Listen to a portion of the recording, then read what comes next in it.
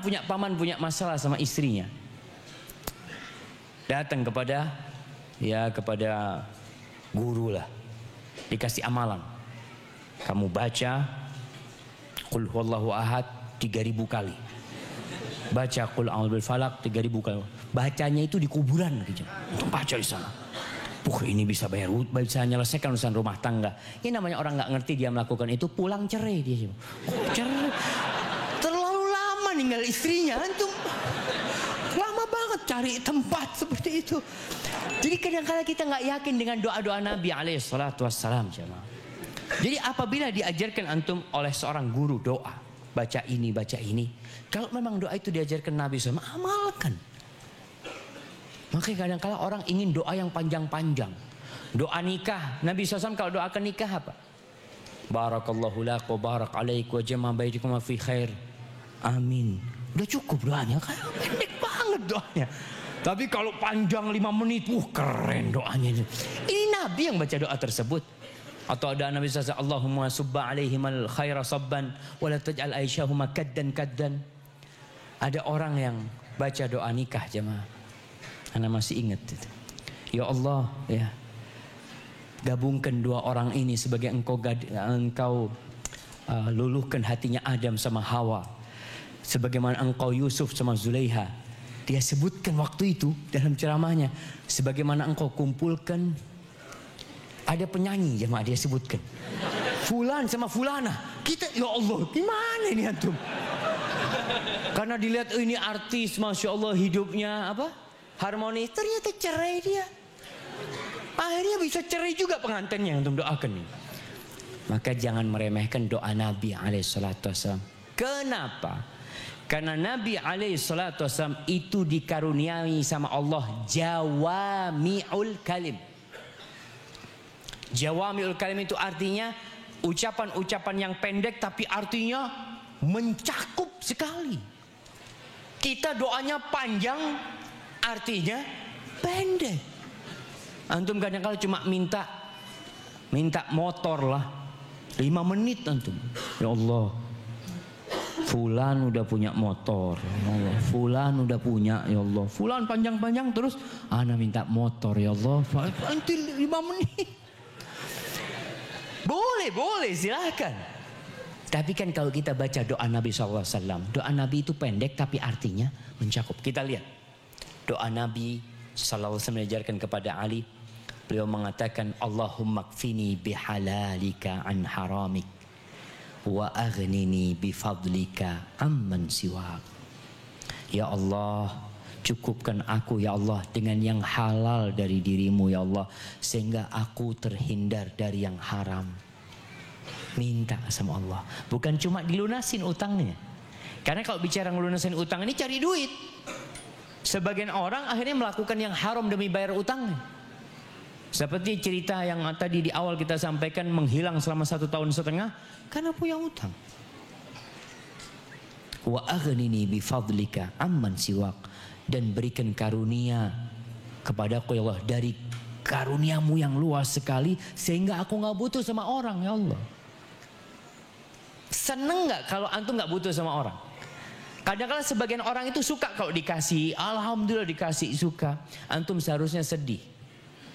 Ana masa dikasih terus, kapan ana ngasih? Antum kalau merasakan nikmatnya memberi jamaah, antum nggak akan berhenti memberi. Maka di sini diajarkan doa sama Nabi SAW agar ya engkau dicukupi, engkau nggak butuh sama orang. Ada hasil usaha, makanya orang yang terbaik itu makan dari hasil tangannya sendiri, bukan dari pemberian orang. Hadis ini diriwayatkan oleh Tirmidzi, hadis ini sahih. Doa yang ketiga dari Abu Sa'id Al-Khudri radhiyallahu taala anhu. Dia bercerita, dakhala Rasulullah SAW dzata yaumin al-masjid. Suatu hari Nabi alaihi salatu wasallam masuk masjid. Fa idza huwa bi rajulin minal ansar yuqalu lahu Abu Umamah. Di masjid ada sahabat dari kalangan Ansar namanya Abu Umamah.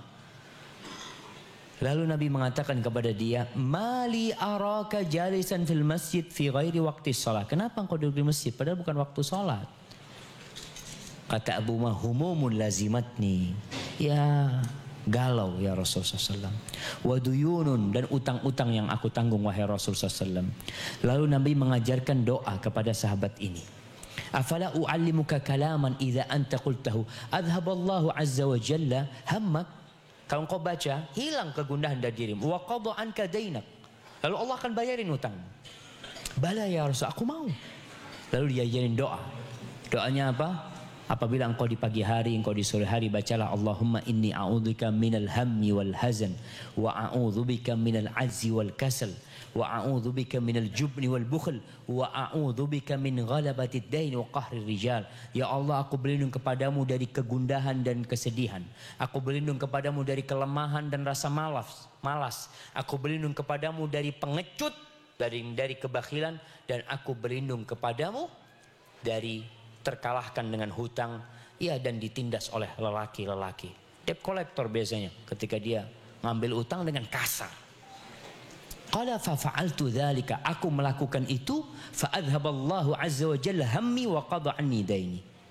Akhirnya alhamdulillah hilang kegundahan dan dilunasin utangku. Hadis ini diriwayatkan oleh Abu Dawud, tapi hadis ini didhaifkan oleh sebagian ulama. Ceritanya itu dhaif. Didhaifkan oleh Syekh Albani rahimahullahu taala, tapi doa Nabi Allahumma inni a'udzubika minal hammi wal, doa itu disebutkan dalam hadis riwayat Bukhari dan Muslim. Tapi ceritanya, kalau antum dengar Ustadz menyampaikan cerita Abu Umamah yang duduk di masjid, yang kemudian dikasih amalan sama Nabi SAW, ceritanya itu dhaif, tapi doanya sahih tanpa cerita tersebut. Nabi SAW mengajarkan kepada kita doa agar kita terhindarkan dari hutang jamaah. Hadza wallahu a'lam bissawab. Itu yang bisa kita kaji pada kesempatan kali ini. Kita masuk ke sesi tanya jawab mungkin jamaah. Fadhal. Mana panitia?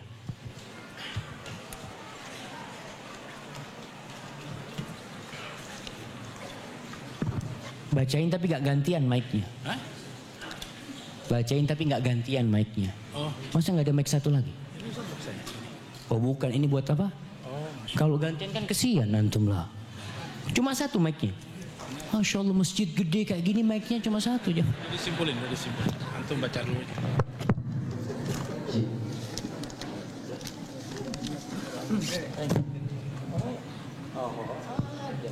Yang ini antum anak yang bagus.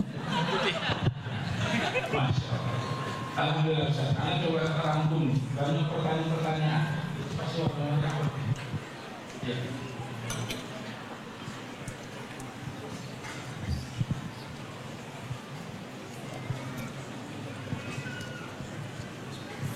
Ustaz, ini banyak pertanyaan dari Ikhwan terutama. Waktu kecil pada suka makan gorengan nggak bayar. Dan sekolah apa 10-15 pertanyaan cerita itu curi uang mamanya, diam-diam di Ustaz ya, disuruh beli apa, diambil lebihnya. Nah ini udah sekarang pada bingung gimana cara bayarnya. Gak ingat dulu waktu SMA kuliah tuh berapa kali makan teh manis nggak dibayar. Tunggu, makan teh manis. Iya, bingung dia. Apa ya? Kira-kira pertanyaan ringan, tapi mereka kayaknya banyak sekali nanya-nanya hal-hal yang kecil. Kalau dijawab. Masya Allah Jamal, alhamdulillah Jamal. Artinya kajian kita hari ini nyampe ke antum. Karena antum mulai takut nanti gimana, ana dulu beli es nggak bayar sama orangnya itu. Betul Jamal. Tetap harus dibayar. Antum cari. Kalau mungkin antum dari kampung, antum pulang ke kampung. Ustaz, utangnya ana cuma 10.000 Ustaz. Pulang kampung, aduh 300.000, bolak-balik 600.000 Ustaz. Iya, antum punya utang, bayarin. Sebelum nanti pada hari kiamat, kebaikan antum yang diberikan kepada dia. Antum cari.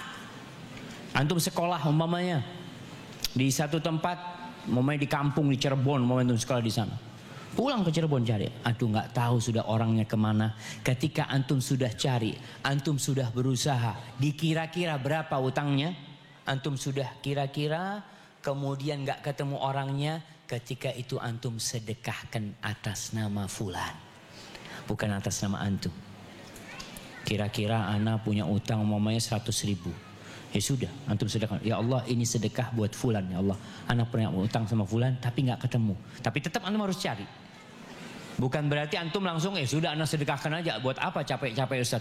Tetap. Ketika antum nampak kalau tidak bersungguh-sungguh mencari orang tersebut, maka akan ada hisab. Enggak, antum nggak cari anak.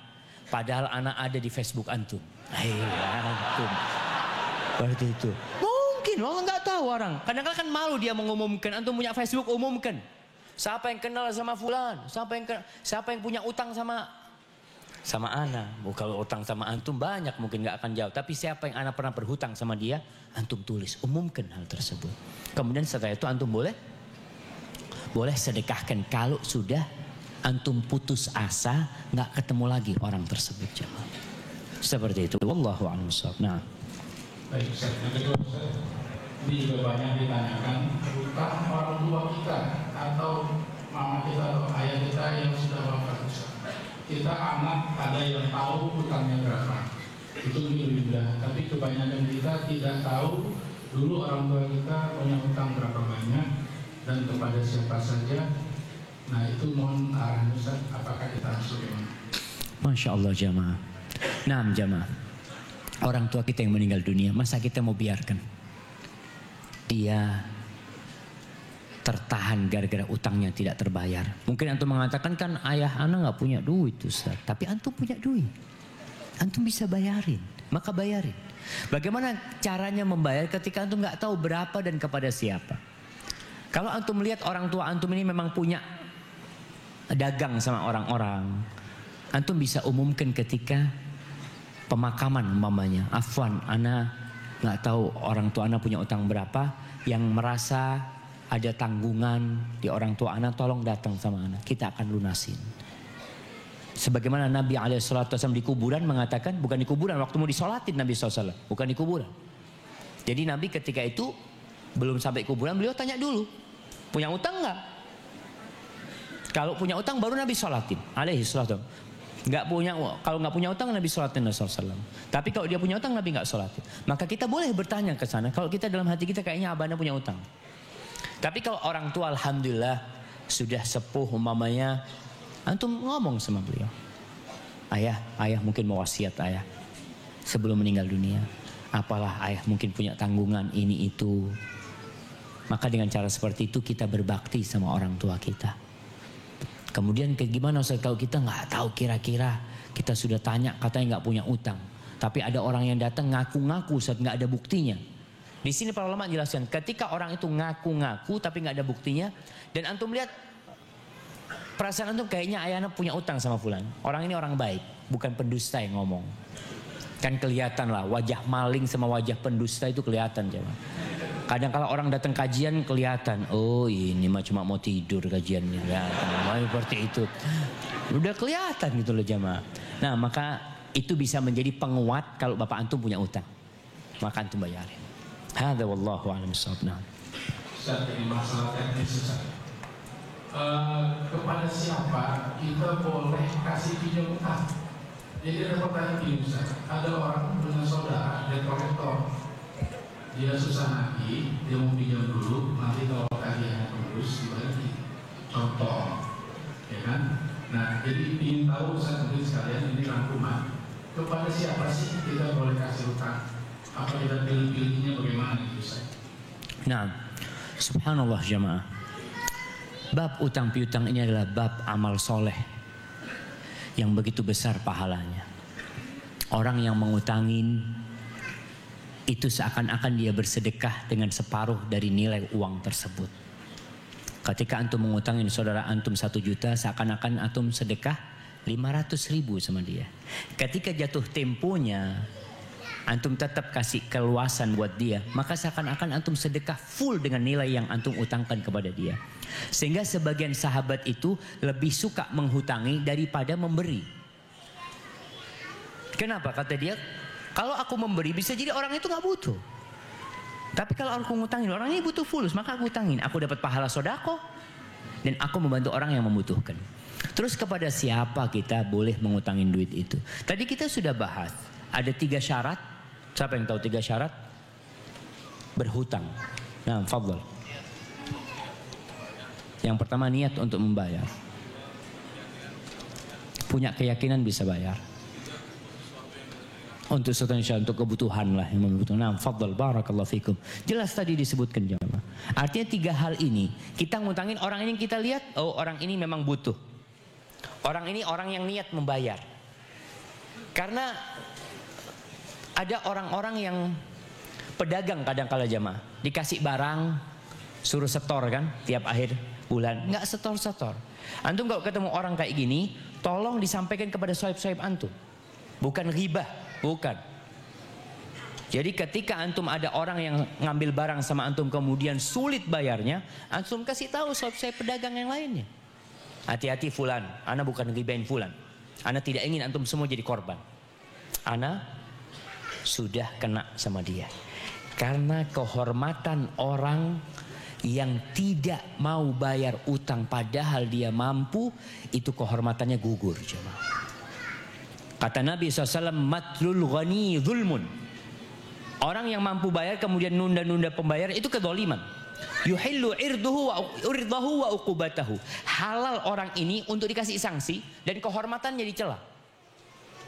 Gara-gara dia mampu tapi nggak bayar utang. Makanya kalau untuk mau bayarin, mau ngutangin orang, lihat orang tersebut. Termasuk orang ini orang yang jujur, yang tepat janji. Kemudian orang ini umpamanya memang memiliki kemampuan untuk membayar hutangnya, lalu dia berhutang untuk sesuatu yang dibutuhkan, bukan untuk gaya hidup. Maka dengan cara seperti itu antum tinggal lihat fulan termasuk itu apa enggak. Kalau enggak termasuk antum enggak usah pinjemin. Dia tanya antum kenapa kok bakhil sama antum? Syuf, kalau antum butuh duit untuk kebutuhan antum, anak akan kasih. Tapi antum butuh duit mau jalan-jalan, mau nonton ini, mau nonton itu, maka tolong diperhatikan. Itu ada wallahu a'lam bishawab. Nah. Baik Ustaz, ini pertanyaan. Apakah hutang bikin rezeki jadi seret? Utang bikin rizki seret. Hadisnya yang tadi kita baca di awal, Rasul SAW mengatakan la tukhifu anfusakum ba'da amniha. Kalian jangan membuat diri kalian takut setelah dikasih keamanan. Jadi kalau bicara seorang berhutang apakah rizkinya seret, belum tentu. Tapi keamanan dari kesejahteraan dia, kedamaian dia itu akan berkurang. Karena ada beban yang dia tanggung. Walaupun dia mampu bayar jemaah, tetap ada beban. Oleh karena itu sebagian ulama mengatakan utang itu hammun billail, kegundahan di malam hari, wa dhullun bin nahar, dan kehinaan di siang hari. Artinya antum jadi nggak enak ketemu orang tersebut. Ya, ana lupa, ada ucapan Umar bin Khattab radhiyallahu taala anhu ketika dia berusaha untuk membuat orang tidak berhutang. Nah, Umar bin Khattab mengatakan, kemana ucapan Umar jamaah, masya Allah.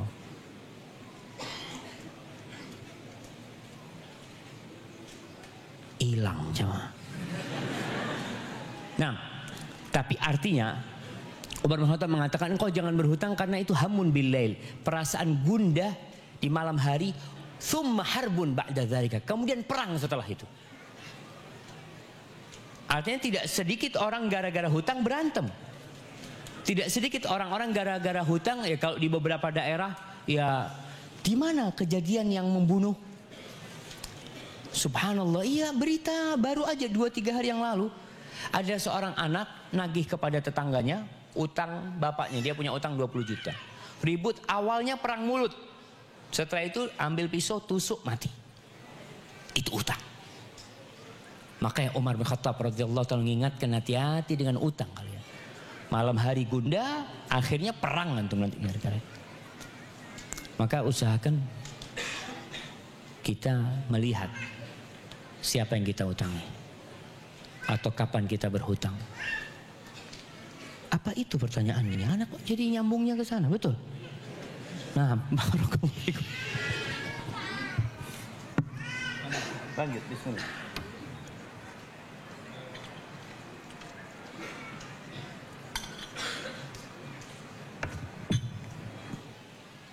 Masya Allah. Siapa yang ngambil mic antum? Antum mau gaya pakai mic putih juga. Afwan Ustaz.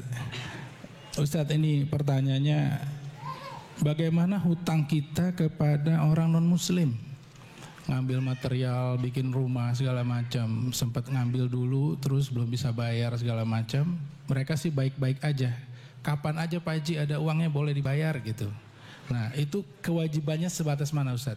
Yang kedua, apakah kita boleh minta keringanan hutang Ustaz? Minjam 1 juta, pas mau bayar kita bilang boleh nggak 7,5 aja gitu Ustaz. Masya Allah, Masya Allah. Udah telat bayarnya minta keringanan lagi. Berkaitan dengan hutang sama orang non muslim, tetap jamaah. Jadi orang kafir itu di dalam agama Allah terbagi menjadi 2. Satu, orang kafir zimmi, masuk juga mu'ahad, orang kafir yang ada perjanjian sama kita, orang kafir yang hidup bersama kita di negeri Islam. Yang kedua, orang kafir yang memerangi. Adapun yang memerangi itu ya perang akhirnya, karena mereka memerangi agama Allah Jalla Jalaluhu. Adapun orang-orang kafir yang seperti kita di negeri kita di Indonesia ini, kita wajib menjaga harta mereka. Bukan harta mereka halal jemaah. Mereka punya pohon mangga, punya orang kafir, bismillah. Bismillah. Haram, nggak boleh, tetap itu hak dia, itu dihargain dalam Islam. Nabi SAW tidak merampas harta mereka, kecuali dalam kondisi perang. Seperti Bani Quraidah, Bani Nadir, kemudian Bani Qainuqa, yang mereka memerangi ketika itu terjadi peperangan. Masya Allah. Ada yang rame? Baik. Ingat, berarti sama orang kafir pun kita wajib melunasi. Terus gimana Ustaz? Orang kafirnya baik Ustaz. Pak Haji kapan punya fulus? Bayar. Padahal anak udah punya fulus Ustaz. Rasul SAW mengatakan, ahsanukum qada'an. Orang yang terbaik di antara kalian dalam bab muamalah ini adalah yang paling cepat melunasi hutang. Melunasi hutangnya. Utang 1 juta bayar 1.200.000. Bukan dikurangin. Ini yang terbaik jamaah. Artinya ketika dia nambahin bukan riba, nggak ada akad. Umpamanya antum diutangin, masya Allah orangnya orang baik nih. Antum diutangin 1 juta, antum ke sana bayar 1 juta sambil bawa kelengkeng. Fadl Pak ya, insya Allah. Kalau anak butuh utangin lagi Pak ya, ini mahal. Antum ada maksud tuh Pak sama dia. Tapi artinya ketika orang itu antum mau bawa kelengkeng, nggak bawa kelengkeng, ana tetap akan mengutangin antum kalau antum memang butuh. Berarti kan nggak ada unsur riba di sini. Maka seharusnya yang baik. Tapi kalau antum mau minta keringanan, kalau memang antum tidak mampu, nggak ada masalah. Dan berusaha kalau antum punya utang tidak menghilang dari peredaran. Jadi ada orang yang punya hutang, akhirnya nggak pernah kelihatan. Ketika antum berjanji sama orang itu dan antum tidak mampu untuk melunasi, datang ke orang itu sebelum waktunya. Antum janji insya Allah ahad depan ana bayar. Antum tahu antum nggak bisa bayar. Dilihat ya Allah, fulan ini seharusnya bayar utang, dia nggak bayar. Akhirnya ana nggak bisa melunasin utang ana. Jangan nunggu fulan yang telepon. Fulan telepon nggak diangkat. Udah diangkat nanti ribut kayak itu. Kata Umar bin Khattab, akhirnya ribut. Nanti. Maka antum angkat. Antum yang seharusnya telepon dia. Sebelum dia telepon, antum telepon. Afwan, ana nggak bisa bayar. Ana mau datang ke rumah antum mau jelaskan masalahnya. Datang, hormatin dia. Kalau antum mau minta keringanan kalau memang nggak mampu, nggak ada masalah. Apabila dia ridho, ingat harus ridho bir ridho. Dengan cara seperti itu, insya Allah antum aman dari ya beban utang ini jamaah ya. Hadza wallahu a'lam bissawab. Nah. Ustaz, ini agak serius pertanyaannya Ustaz. Tunggu, dari tadi nggak ada yang serius. Jadi anak jadi bingung ya. Nggak, ini banyak juga nih Ustaz ya. Teman-teman yang masih kerja katanya di tempat riba Ustaz. Nah. Kalau qadarullah beliau-beliau itu terlanjur wafat. Sementara masih bekerja di tempat yang riba. Bagaimana, apakah nanti akan kekal di neraka ataukah masih akan ada ampunannya Ustaz? Subhanallah jamaah. Iya, pertanyaan yang menarik sekali ini jamaah. Kita tahu semua bahwa dosa terbagi menjadi dua. Satu dosa besar, satu dosa kecil. Dosa kecil itu akan bisa dihapuskan dengan ibadah-ibadah kita. Dengan sholat kita, dengan istighfar kita, dengan umrah kita. Allah mengatakan in tajtanibu kaba'ira ma tunhauna anhu nukaffir ankum sayi'atikum. Kalau kalian menghindari dosa-dosa besar, maka kami akan menghapuskan dosa-dosa kecil kalian. Itu janji Allah Jalla Jalaluhu. Kemudian bagaimana dengan riba ini? Masuk dosa kecil, dosa besar. Masuk dosa besar. Riba ini. Dosa besar ini tidak bisa dihapuskan dengan amalan soleh. Karena harus dengan taubat. Ada orang Masya Allah, ana Ustaz, ana alhamdulillah ya melakukan riba Ustaz ya. Tapi ana sholat, ana haji, ana ini. Nggak bisa. Artinya amalan antum itu bisa menghapuskan dosa-dosa kecil. Adapun dosa besar harus dengan taubat. Syarat taubat jelas. Yang pertama menyesali, yang kedua meninggalkan, yang ketiga berazam untuk tidak mengulangi. Sedangkan antum sekarang tidak menyesal, masih terus berbuat dan tidak ada azam untuk meninggalkan, untuk mengulangi lagi sebenarnya karena antum masih ada di dalam sana. Bagaimana kalau orang seperti ini mati? Apakah ada harapan di ampunan? Dalam ampunan Allah Jalla Jalaluhu, Allah mengatakan innallaha la yaghfiru an yushraka bihi wa yaghfiru ma duna dzalika liman yasha. Allah tuh tidak mengampuni dosa syirik. Orang mati melakukan kesyirik gak ada harapan, kekal dalam api neraka. Tapi selain syirik, Allah akan ampuni bagi orang yang Allah kehendaki. Tinggal sekarang, mungkinkah Allah berkehendak mengampuni dosa antum? Wallahu a'lam. Maka ingat, kita ahlus sunnah wal jamaah tidak mengeluarkan orang dari Islam dengan dosa besar. Enggak. Orang melakukan dosa besar jadi kafir kekal, la. Orang berzina kekal, la.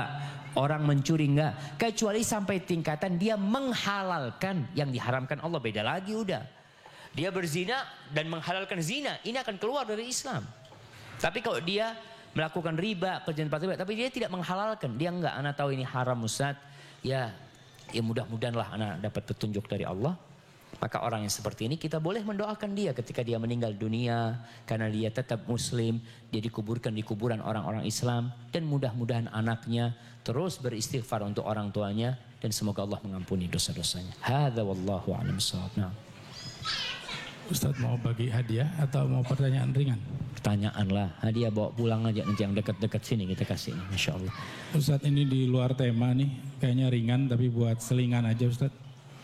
Pertanyaannya, ana suka bingung Ustaz, kenapa banyak penuntut ilmu kalau mau keluar dari majelis ilmu saat Ustaz sedang memberikan kajian, mereka harus mengangkat tangan ke atas sebelum meninggalkan tempat kajian.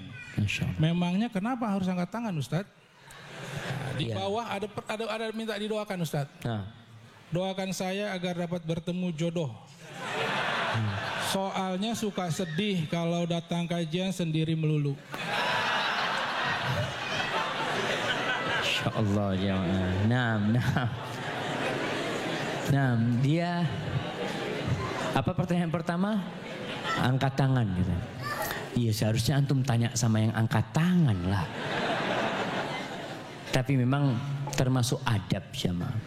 Ketika seorang hendak keluar dari majelis, izin.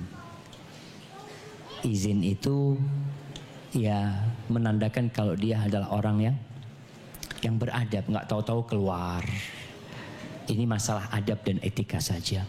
Kemudian adab dan etika yang sering dilupakan teman-teman di majelis ilmu ini, dia nggak bersalaman dengan yang di sebelahnya. Nah, mau tanya antum. Udah salaman nggak sama yang di belakang antum? Hah? Belum, salaman sekarang. Assalamualaikum. Oh udah, oh dia lupa gitu kan, Masya Allah. Sama yang di sebelah situ, antum udah salaman sama dia? Belum, salaman sekarang, Assalamualaikum. Masya Allah. Kita nih jamaah, salaman itu sunnah kalau berjumpa. Antum dari tadi duduk berduaan, Seakan-akan orang, Masya Allah. Ini adab juga yang tidak dijaga dalam majelis ilmu. Tolong ketika antum duduk di majelis ilmu, Assalamualaikum. Antum merapat, antum datang, Assalamualaikum. Kemudian ahlan wa sahlan. Dari mana bang? Ngobrol sambil nunggu ustadz. Agar kita benar-benar mempraktekkan sunnah Nabi alaihi salatu wassalam. Jangan keluar dari majelis ini, antum gak tambah saudara. Tetap aja pulang sendirian. Dan ada teman-teman yang baru ngaji jamaah itu sakit hati sama antum. Dia mengatakan, Ustaz, anak pernah ikut kajian Ustaz katanya di Surabaya. Sama istri anak Ustaz, awal ngaji. Ya sudahlah, namanya orang baru awal ngaji Ustaz. Anak duduk, itu gak ada yang negur anak sama sekali Ustaz. Ana WA istri Ana, anti gimana di sana? Sama dicuekin juga di sini. Apakah seperti ini orang-orang ahlus sunnah wal jamaah? La. Tabassumuka fi wajhi akhika sedekah. Engkau tersenyum kepada saudaramu sedekah. Antum enggak usah bagi tempat, bagi senyum aja. Itu udah sedekah. Apalagi yang akhwat. Kadang-kala ada jamaah-jamaah kajian yang masih pakai lipstik, jamaah pakai apa. Masuk itu dari ujung kaki sama ujung rambut dilihat jemaah. Ini kayaknya salah datang ini. Allahu Akbar. Alhamdulillah dia mau datang. Suruh ahlan, fadl duduk sebelah sini. Sini kasih tempat khusus orang yang seperti itu. Sampai kemarin ada teman yang usul, Ustaz, anak mau usul Ustaz. Bisa nggak Ustaz? Di setiap majelis ilmu itu diadakan pemuda-pemuda percontohan. Artinya ketika dia di majelis ilmu, dia yang menyambut jamaah, ahlan wa sahlan, fadl duduk sini. Sehingga yang lainnya itu melihat, oh mas, bagus banget kayak gini. Tapi nggak pakai kartu panitia. Kalau pakai kartu panitia, oh memang panitia kerjaannya kayak gitu. Bukan jemaah. Ini semua nahnu ikhwan. Kita ini orang-orang Islam. Saudara kita ini. Jadi adabnya tolong dijaga. Jadi antum yang duduk paling enggak sebelum pulang antum sudah kenal sama ini sebelah antum nanti. Masya Allah. Taib, antum. Udah kenal sama yang ini? Hah? Udah kenal belum? Oh Masya Allah. Antum dari mana antum? Dari Manggarai. Antum? Oh Masya Allah, cuf jauh jemaah. Anak kasih gelas buat antum ya Masya Allah. Fadl. Masya Allah. Buat antum sana Masya Allah. Barakallahu fikum. Baik, selanjutnya. Oh dia minta dipertemukan jodoh. Doanya. Kita selain berdoa berusaha jemaah. Naam jemaah. Artinya kalau bicara bertemu dengan jodoh, udah banyak jodohnya. Antum mau ketemu bisa, tapi antum nggak mau. Maka berusaha untuk mendapatkan jodoh dengan cara memperbaiki diri. Terus berdoa dan antum kerja. Kemudian bisa datang kepada teman-teman. Antum punya kenalan nggak yang sudah menikah? Dengan cara seperti itu semoga Allah mempertemukan antum dengan jodoh. Dan ketika datang kajian melihat orang-orang yang bawa istrinya, antum jangan hasut. Nggak boleh hasut. Aduh enak banget dia. Enggak, antum doakan semoga berkah dia. Punya teman baru nikah, ucapkan barakallahu lak wa barak alaik wa jama' bainakum fi khair. Mudah-mudahan antum dapat berkahnya juga nanti. Hadza wallahu a'lam bissawab. Baik Ustaz, ini masalah teknis juga Ustaz. Ada yang dulu kerjanya di pembelian barang, terus dia suka markup gitu Ustaz, bawain kantor lah kasarnya, dinaik-naikin harganya. Sekarang udah sadar, udah insaf. Dia pengen bayar tapi bayarnya diem-diem gitu Ustaz, transfer, nggak mau ngomong gitu. Gimana statusnya? Apakah itu bisa melunasi atau membuat kesalahannya itu hilang lagi atau gimana Ustaz? Subhanallah jemaah. Iya, ada kesalahan-kesalahan yang tersembunyi. Artinya kita berbuat salah sama fulan nggak tahu. Bagaimana cara kita menebus kesalahan kita? Para ulama menjelaskan apabila antum terus terang sama dia tidak bermasalah, maka antum terus terang. Datang, ana punya salah sama antum, ini, sebutkan kesalahannya, antum bayar. Tapi kalau antum membuka yang akan terjadi keributan, maka tidak perlu antum buka. Dengan cara transfer tadi, insya Allah antum sudah lunasin utang dia. Utang antum kepada dia, uang-uang yang pernah antum ambil maka perlu melihat kondisi.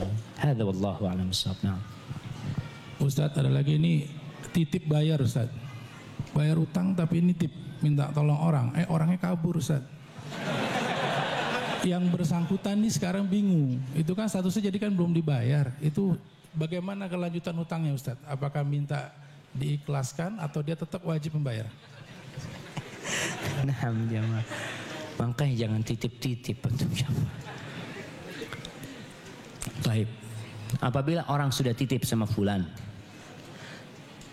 dan fulan ini dikasih amanah sama pemilik uang, maka selesai sebenarnya. Umpamanya fulan datang, utang ana antum serahkan ke fulan. Sudah ana serahkan ke fulan. Ada catatannya, tapi fulan kabur. Di sini antum tidak menanggung karena fulan kirimannya si pemilik uang. Tapi kalau antum yang memilih dia, maka antum tanggung jawab. Berarti antum belum lunas hutang. Terus bagaimana caranya? Antum minta diikhlaskan, fadl. Kalau antum mau minta diikhlaskan nggak ada masalah. Antum datang kepada dia, kondisinya seperti ini, seperti itu. Jamaah di Sahih Al-Bukhari, ketika Nabi SAW bercerita tentang seorang yang dari Bani Israel, dia hutang 1000 dinar sama kepada sahibnya. 1000 dinar jamaah. 1000 dinar ini berapa? 4,4 kilo emas. 1 miliar lebih lah. Oh, bukan 1 miliar lebih, 2 M lebih jamaah. Utangnya dia. Orang ini ketika dalam akad utang piutang, pemilik uang mengatakan, mana yang menjaminmu? Kata dia, Allah yang jamin aku. Terus dia tanya, aku ridho Allah sebagai penjamin, kata dia. Mana saksimu, kata dia. Aku, Allah saksinya. Ya sudah, aku ridho Allah menjadi saksi. Ditulis akad itu, dikasih ke duit 1000 dinar. Berangkat orang ini berdagang. Ada janji tanggal sekian bayar. Suatu hari orang tersebut mau bayar. Tapi perjalanan itu harus lewat laut. Ombak besar, tidak ada perahu yang mau menyeberangkan. Lalu orang ini, ya Allah, dia nelangsa. Dia galau banget tuh. Aku gak bisa bayar, padahal janji ya Allah, kata dia, fulan itu minta penjamin, aku katakan engkau yang menjamin ya Allah. Fulan itu minta saksi, aku katakan engkau ya Allah. Dan dia ridho engkau menjadi penjamin, engkau menjadi saksi. Akhirnya dia ambil kayu itu dilobangin jemaah. Dia masukkan duit 1000 dinar. Kemudian dia tutup. Kemudian dia lemparkan ke lautan. Ditunggu, hilang. Dia pulang. Temennya yang punya uang itu nungguin di pesisir sana. Dilihat kok nggak ada kapal yang datang. Terus dia lihat ada kayu. Daripada anak pulang nggak bawa apa-apa nih, seorang muslim itu harus seperti sabda Nabi SAW. Ihris ala ma yanfa'u. Berusaha engkau untuk meraih segala sesuatu yang bermanfaat buat engkau. Ini orang punya duit 1000 dinar. Ada kayu bisa dimanfaat, diambil jamaah. Kita kadang-kadang kan tidak mau memanfaatkan. Di depan rumah lahan kosong, nggak ditanemin apa-apa, punya tanah kosong, nggak ada apa-apa. Padahal antum bisa memanfaatkan tersebut. Antum mungkin kan nggak butuh. Iya, engkau mungkin nggak butuh, tapi orang lain mungkin butuh. Ini orang ini mengajarkan kepada kita untuk ngambil manfaat, walaupun antum sudah kaya raya. Bukan pelit, bukan. Tapi mengambil manfaat daripada dibuang. Dia ambil tuh kayu. Dia bawa ke rumah, biasa kayu dibelah tengahnya untuk jadi kayu bakar. Dibelah, duit yang keluar jamaah. Kira-kira orang yang di sana sudah merasa bayar utang belum? Belum. Dia kumpulkan duitnya, keesokan hari dia lihat ada perahu, berangkat dia. Berangkat jumpain fulan. Dia tidak cerita tentang kayu yang dia buang sama sekali. Dia mengatakan, ana minta maaf. Kalau bahasanya ikhwan sekarang, afwan akhi. Afwan akhi. Kemarin itu ana gak bisa kesini. Ada ombak yang besar, kapal gak ada yang mau nganterin ana. Kata ana minta maaf, baru sekarang ana bisa bayar utang. Apa kata orang ini? Allah sudah bayarin utang antum, kata dia. Udah nyampe titipan antum, kata dia. Masya Allah jamaah. Di sini ketika antum benar-benar niat bayar jamaah, Allah akan bayarin.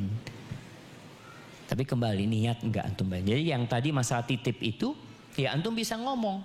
Ana sudah titipkan ke fulan, tapi fulan kabur. Kata yang punya uang, apa urusan ana? Antum kan belum bayar sama anak. Sudah memang belum bayar. Tapi kalau dia mau membantu antum mengikhlaskan, itu baik. Hadza wallahu a'lam bissawab. Baik Ustaz. Ini ada satu pertanyaan selingan dari akhwat Ustaz. Selingan maksudnya tidak langsung terkait dengan tema. Ustadz mau nasihatnya, saat ini saya sedang galau dan ragu-ragu. Seorang ikhwan telah melamar saya dan keluarga telah menerima lamarannya. Namun tiba-tiba saya khawatir ketika menikah nanti saya tidak bisa lagi membantu keuangan orang tua saya. Karena selama ini saya yang membantu mereka. Untuk diketahui saya dan ikhwan tersebut dari keluarga yang sederhana saja. Dan ikhwan tersebut insya Allah orangnya baik. Gimana Ustaz? Jelas ya? Jelas. Nah, subhanallah jamaah. Iya. Sebagian orang kadangkala punya pikiran buruk. Ada yang menikah, dilihat dia mau nikah dengan seorang lelaki, umpamanya lelaki ini punya adik banyak. Dia mengatakan, aduh banyak tanggungannya. Ana mau cari laki-laki yang anak tunggal aja. Atau yang sedikit saudaranya. Kita tuh husnudzon sama Allah Jalla Jalaluhu. Ketika yang meminang itu seorang lelaki yang soleh, akhlaknya mulia, agamanya baik, nikah sudah. Terus bagaimana dengan masa depan? Serahkan sama Allah Jalla Jalaluhu. Karena engkau telah memilih sesuai dengan syariat Allah. Enak nggak gitu? Ya Allah, aku milih sesuai dengan perintahmu ya Allah. Aku nggak milih yang ganteng, aku nggak milih yang putih, aku nggak milih yang kaya, enggak. Aku milih yang agama dan akhlaknya mulia. Aku minta engkau berikan janjimu ya Allah. Minta sama Allah Jalla Jalaluhu. Kemudian kalau bicara nanti dia takut tidak bisa membantu keuangan orang tuanya, ya antum tinggal ngomong sama suami. Bahwasanya kalau umpamanya antum ana nih dagang online, ana nih punya kerjaan ana tidak mengganggu ana sebagai seorang istri. Hasilnya itu ana mau bikin buat orang tua, nggak ada masalah. Karena uangnya istri tetap uangnya istri, uangnya suami uang istri juga jamaah. Artinya ketika istri punya uang, nggak bisa suami itu ngambil, nggak bisa kecuali dengan izin. Tapi ketika suami punya uang dan suami tidak ngasih sama istri, ada suami yang pelit memang. Ada nih bapak-bapak mungkin yang seret keluar fulusnya. Akhirnya istri ngambil. Masuk mencuri enggak suami istri? Enggak. Boleh. Tapi dengan cara yang baik. Jangan ngambil duitnya suami beli tas 5 juta. Ya enggak lah. Maka enggak boleh yang seperti itu. Jadi bisa seorang istri ngobrol sama suaminya. Maksudnya aku nih tulang punggung keluarga. Umpamanya dia bekerja dan kerjaannya sesuai dengan syar'i. Aku mau menikah tapi dengan catatan aku tetap bekerja. Kecuali nanti ya ada uang selain itu yang bisa membantu orang tuaku. Karena ada suami-suami yang Masya Allah yang gak pernah berhenti bantu istrinya dan bantu keluarganya. Hadza wallahu a'lam bishawab. Nah. Ustaz sebentar ada pengumuman 1 menit. Buat ikhwan, teman-teman semua, tolong yang mobilnya Toyota Rush B2957 TDB atau TOB, ini antum parkir paralel tapi di rem tangan. Ini ada ikhwan mau pulang cepat ke rumah sakit karena sakit. Jadi tolong dibantu sekarang kalau bisa dipindahin, digeser gitu ya. Toyota Rush B2957 TDB atau TOB di gedung parkir EF10. Tolong dibantu ya teman ya. Ustadz nyambung dikit yang tadi ya. Kalau misalnya pilih ragu-ragu, ini pilih ragu-ragu lagi nih Ustadz. Akhwat juga kayaknya nih. Pilihannya adalah pria yang agamanya baik namun akhlaknya buruk, atau pria yang agamanya buruk namun akhlaknya baik. Kalau qadarullah kadung terlanjur Ustadz, dapatnya yang tadi tuh Ustadz. Yang mana? Yang agamanya baik namun akhlaknya buruk, itu boleh dicerai atau bagaimana Ustaz? Boleh minta cerai secara syar'i atau bagaimana Ustaz? Nah, subhanallah jamaah ya. Kalau bicara agama, kita bicara sholat. Jadi ada orang sholat, taat sama Allah, tapi kadangkala ngomongnya kasar. Tapi yang kedua ada orang yang lembut, Masya Allah, perhatian sama perempuan, tapi nggak sholat. Antum pilih yang mana? Kalau pilihannya cuma dua, ibu-ibu, yang pertama apa yang kedua? Yang pertama apa yang kedua? Apa katanya? Yang pertama, mending yang pertama. Mending yang pertama. Kemudian dia tutur katanya lembut. Bisa jadi pencitraan doang. Semua perempuan lembut sama dia nantinya. Nah, kalau itu pilihannya, tetap pilih yang ibadahnya jamaah. Nanti akhlaknya insya Allah bisa diperbaikin dengan ibadah dia itu. Kemudian kalau umpamanya udah kadung, dapat yang mana? Kadung dapat yang tadi. Namanya bagus, tapi akhlaknya buruk. Termasuk cara mencari rezekinya kurang bagus. Cara mencari rezeki kurang bagus juga. Anda nggak paham cara mencari rezeki kurang bagus ini jamaah. Nah, ada yang haram-haram gitu kan. Ya kalau bicara itu bukan akhlak. Kalau orang sudah nipu jamaah itu bicara agama. Bukan bicara akhlak lagi sudah. Agamanya nggak bagus orang itu. Dan Rasul SAW mengatakan man ghasyana falaysa minna. Yang menipu bukan dari golongan kita, kata Nabi SAW. Gimana kalau udah kadung? Apakah boleh dia minta cerai? Ya dilihat. Yang pertama jangan langsung minta cerai, diperbaikin suaminya. Sabar menghadapi suaminya. Yang penting tadi sholatnya udah bener ya. Tinggal masalah ngomongnya kasar. Mudah-mudahan suami anak ini ngomongnya jadi baik. Diajak berzikir suaminya. Diajak baca Quranul Karim. Tapi kalau sampai mentok dan tidak bisa bertahan karena akhlak buruknya dia. Akhlak buruk ini mamanya suka mencaci maki, suka memukul jamaah. Dan dia sudah berusaha, maka bab minta cerai mungkin boleh buat dia. Namun di dalam agama kita nggak langsung jamaah. Kadangkala ada mediasi. Sebagian lelaki jadi buruk watak dan perilakunya gara-gara istrinya. Istrinya ini nggak nurut. Kadang-kadang sebagian istri mengatakan, Ustadz masalahnya cuma remeh. Yang remeh itu jangan diremehkan. Kalau ternyata bikin suami ribut. Kan ada memang yang masalahnya, ya Ustadz masalahnya itu cuma teh kemanisan Ustadz. Ribut. Ya udah antum bikin teh, gulanya di luar. Oh ini kok nggak ada teh? Bang, ana tuh nggak tahu dengan keinginan abang aduk sendiri. Atau abang yang masukin, ana yang ngadukin bang. Nah seperti itu. Jadi kan ini kan abang yang masukin, ana nggak tahu rasanya kayak apa bang. Biasanya suami istri kalau baru nikah nih jamaah, ya banyak yang belum cocok. Tapi dengan berjalannya waktu, akhirnya biasa semuanya. Sehingga saling tahu lah apa yang diinginkan dan apa yang tidak disukai. Maka antum kalau ngelihat orang-orang yang tua, sampai tua masih bertahan rumah tangganya, bukan nggak ada masalah di sana-sana. Dia sudah ya, ana nerima kekurangan ana dan dia menerima kekurangan dirinya. Bismillah kita jalan sama. Hadza wallahu a'lam bishawab. Nah. Afwan Ustaz, kalau Ustaz Syafiq diadukin nggak kira? Tehnya. Ana termasuk yang nggak pakai gula minum. Oh, Ustaz jawabannya mantap terus. Ustaz ada sedikit lagi nih Ustaz. Yang pertama kalau kita berhutang tapi nggak tahu dan nggak niat gitu. Contoh, ini ada ikhwan dan akhwat, dia dapat hadiah rumah dari orang tuanya saat menikah. Ternyata belakangan baru tahu itu uangnya ngambil dari bank misalnya. Ayahnya mungkin diam-diam menyicil gitu Ustaz. Itu apakah jadi berpindah kewajiban hutangnya atau bagaimana? Yang kedua, kalau misalnya itu baitul mal yang tadi disebutkan, apakah di zaman kita ini mudah mencari baitul mal Ustaz untuk misalnya mau diganti ke sana gitu? Nah, barakallahu fiik.